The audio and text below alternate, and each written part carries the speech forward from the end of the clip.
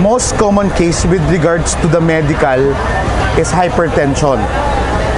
It's because of the exhaustion that brought about their elevation of the tinatawag natin blood pressure, no? Kasi struggling eh. And then early this afternoon, napakainit pa. So yung age ng mga yan? These are the average mga masan from 13 to 25 years old. Meron pa ba tayong cases na parang mga senior citizens? Meron. Actually, prior pa lang sa pagpunta nila doon sa site of the procession, nahihirapan na sila.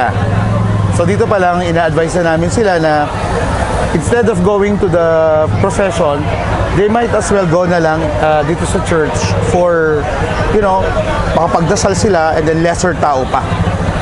Yun naman ang essence eh.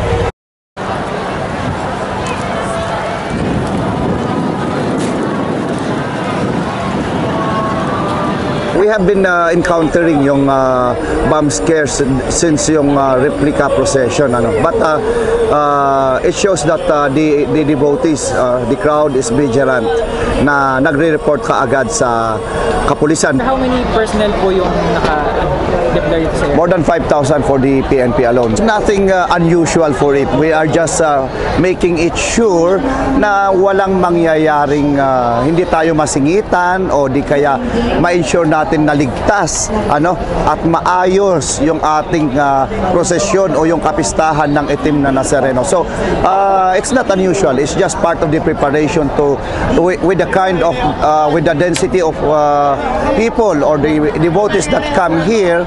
So kailangan yung bantayan man lang ng isang kapulisan natin ay 10 katao. So we just have to do with it. First time na meron tayong 1 kilometer radius na jam yung signal natin. So but again, it is part of the security measures being prepared the Philippine National Police just to make sure that any untoward incident will be evaded.